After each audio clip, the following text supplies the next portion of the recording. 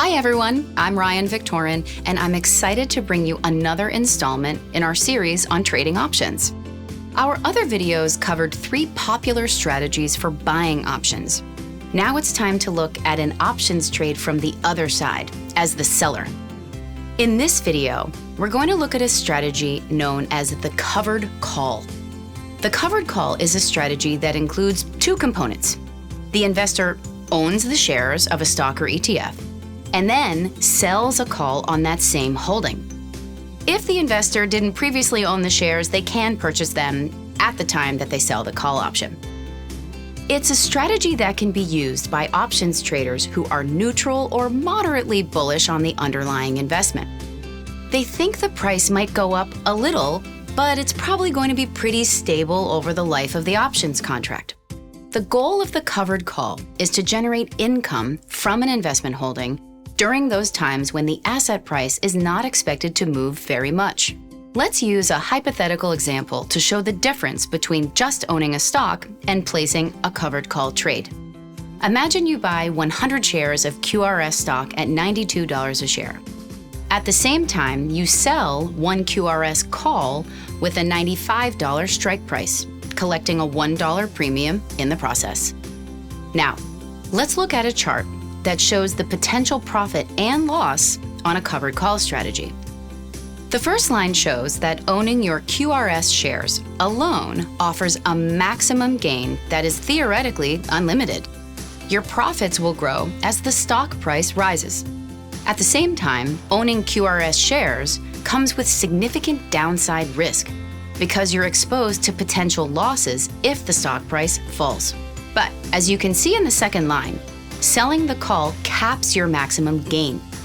In this case, if the stock rises to the $95 strike price or higher before the expiration date, then the call buyer may exercise the option and you'll have to sell your shares for $95, even if the stock goes to $100 or $120.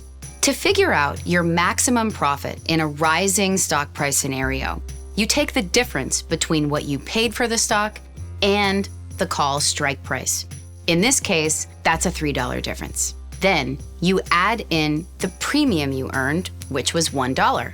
That leaves you with a maximum profit of $4 per share at the contract's expiration date. And since options contracts typically cover 100 shares, you'd earned $400. Okay, so what happens if the price of QRS doesn't move very much? If the price of QRS shares stays flat or never rises to the strike price, which in our example is $95 per share, then the contract will likely expire without the buyer exercising the option. In that case, you keep your shares and still make a $100 profit on the trade from selling the call.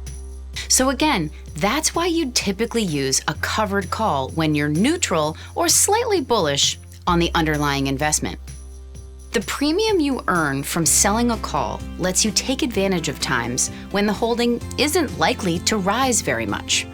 Now, let's look at what happens if the stock price falls. You bought your QRS shares at $92, and in the worst case scenario, the price could go all the way to $0.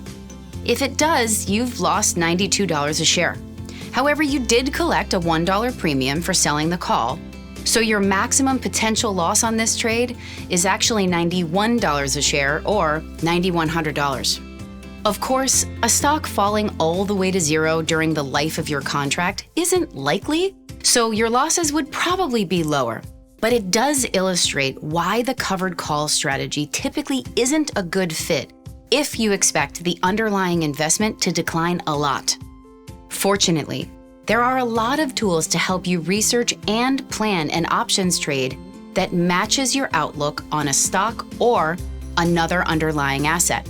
One of my favorites is a profit and loss calculator, which lets you explore different scenarios for things such as strike price and the length of the contract.